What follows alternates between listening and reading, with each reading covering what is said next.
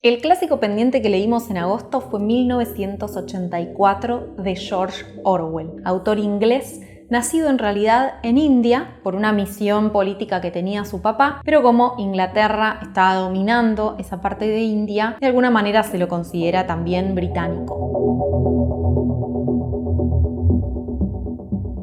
En 1984, que es una distopía, que seguramente aunque no hayan leído saben de qué se trata, Orwell plantea su crítica, su sátira a los gobiernos totalitarios de por entonces. George Orwell había nacido en 1903 y efectivamente en sus 46 años de vida, porque falleció en 1950, pocos meses después de publicar 1984, le tocó atravesar las dos guerras mundiales, la caída del Imperio Ruso y la llegada de Lenin y luego Stalin al poder, el destierro de Trotsky, la Guerra Civil Española y las consecuencias geopolíticas que estos conflictos acarrearon. Todo lo que él había podido evaluar hasta el momento, estudiar de los regímenes totalitarios, del socialismo, de cómo se había implantado el comunismo, de cómo funcionaba el gobierno nazi, hizo que Orwell tuviera muchísimo material para escribir en este libro. Entonces, cuando lo leemos muchas veces nos pasa que sentimos que está hablando de algo que conocemos o que incluso fue capaz de percibir lo que terminaría pasando 50 o 60 años después. Y sin embargo es un análisis político, es esa capacidad de ver lo que está ocurriendo y sus consecuencias.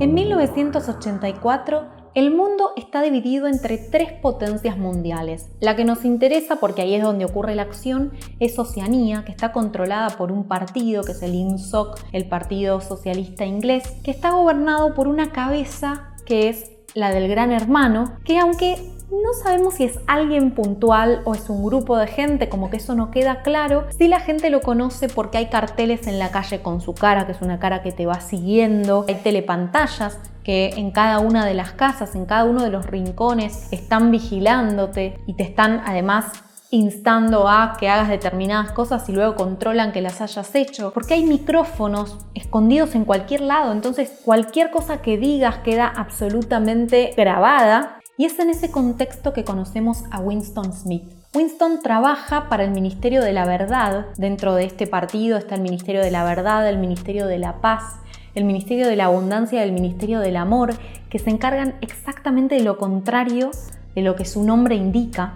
Y esta también es una manera de empezar a modificar los pensamientos de la gente. Y el rol de Winston Smith es el de cambiar el pasado para que quede en consonancia con lo que está pasando en el presente. Cambian los libros de historia, las noticias, lo que salía en los diarios o los libros de texto. Winston es uno de los encargados de eso, para que no quede registro de que el pasado fue diferente. De esa forma también se controla a la gente, se controla lo que tienen que decir, lo que tienen que pensar, y para exacerbar un poco más este concepto, se empieza a modificar el lenguaje. Se quitan palabras o se reemplazan conceptos por otros y por eso la gente empieza a tener menos posibilidades de pensar, porque pensamos con palabras, es más fácil la dominación. Revise history.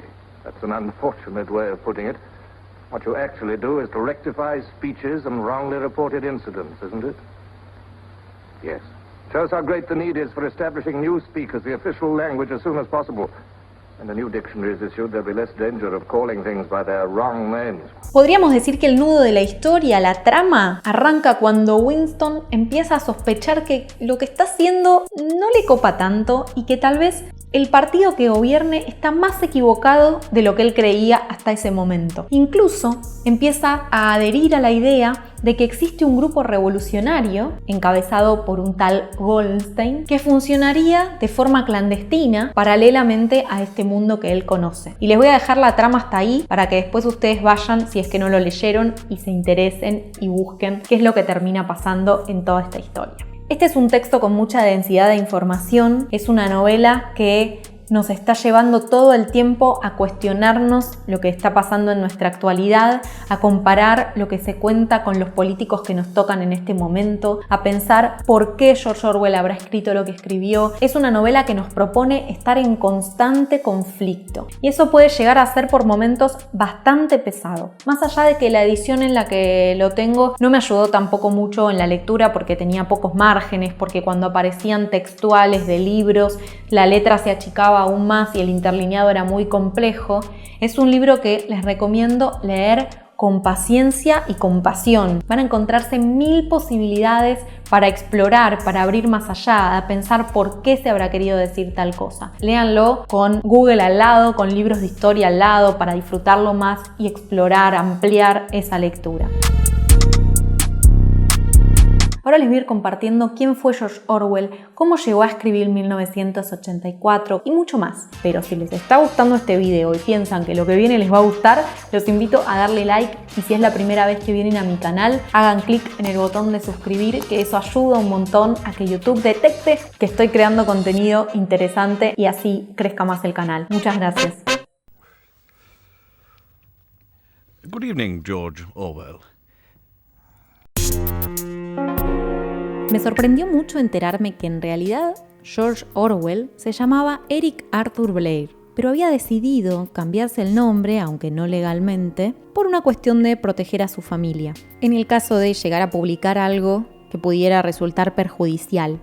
Hay muchas versiones de por qué eligió George. Algunos dicen que es porque era un nombre muy común, otros que es porque era el patrono de Inglaterra, otros que es porque era el nombre del rey inglés, pero se sabe que optó por Orwell como apellido por el nombre de un río y también dicen que un apellido con letra O lo posicionaba mejor en los anaqueles de las librerías. Desde niño había querido ser escritor. Sin embargo, cuando terminó el colegio, se metió en la Escuela de Instrucción de Policía, de donde salió con el título de asistente del superintendente de policía, que era un grado de la policía británica, y estuvo en Birmania trabajando algunos años, pero se terminó yendo espantado para no ser cómplice de la explotación. Vuelve a Inglaterra y para no vivir con sus padres, aunque lo hace por periodos, se va a vivir a la calle como un mendigo. Vive de esa manera en Londres y en París. Después escribió sobre esa experiencia en un texto que se llama Down and Out in Paris and London.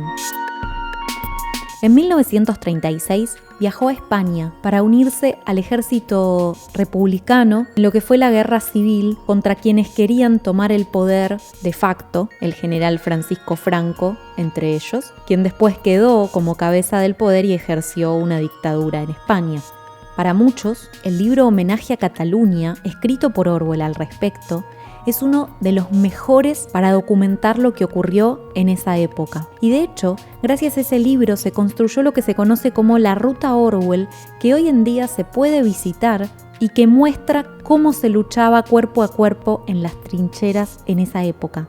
La trinchera en donde estuvo Orwell fue visitada por su propio hijo, Richard Blair.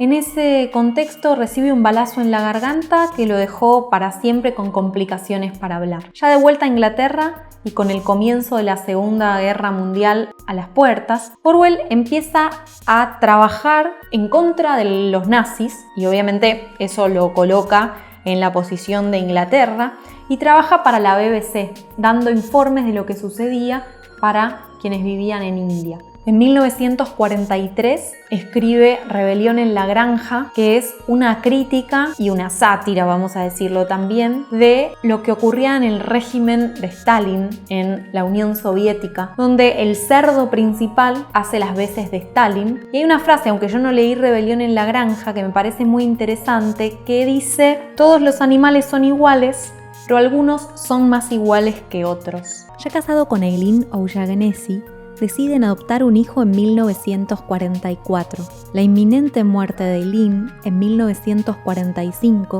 dejó a Orwell casi padre soltero, aunque su hermana Avril lo ayudó a criar al pequeño Richard. Con el proyecto de 1984 en curso, Orwell se muda a la isla remota de Escocia, llamada Jura, a donde se va a vivir con su hijo y en 1948 termina de escribir 1984, que salió en 1949. Por eso les decía al principio que fue muy poco el tiempo en que Orwell pudo verlo circular, ya que falleció de tuberculosis en 1950.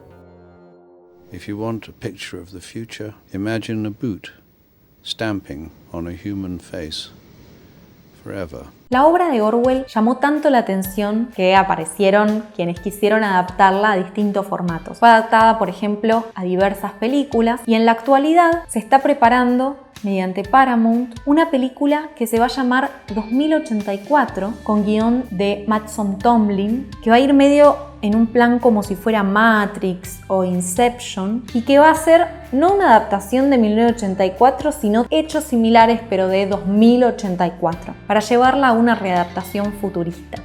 Una de las cosas que suelo hacer cuando hago estos videos de clásicos pendientes, sobre todo de figuras tan relevantes como George Orwell, es ir a Google Maps y fijarme qué cosas, qué lugares, qué monumentos, qué homenajes se llaman de esa manera. Y así fue como encontré esta estatua en Londres, plazas, calles en Barcelona que llevan su nombre y hasta 2 instituciones que ahora les voy a contar más. Pero antes, tengo que contarles que Por qué leer funciona gracias a quienes patrocinan este proyecto económicamente, quienes hacen su aporte y tienen distintas formas de hacerlo. Pueden, por ejemplo, entrar a la página de Patreon, comprarme un cafecito a través de la web, o si no, también pueden hacerlo escaneando el QR de Mercado Pago o eligiendo cualquiera de los links que están en la descripción. Me ayuda un montón para poder seguir haciendo mi trabajo más y mejor. Gracias.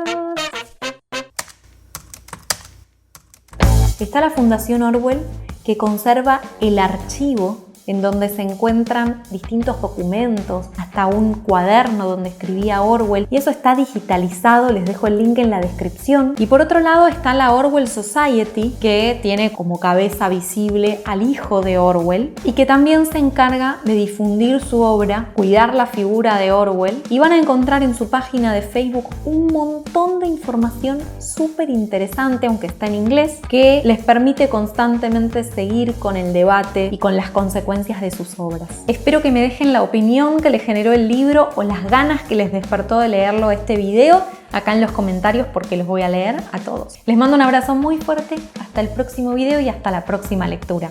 Chao.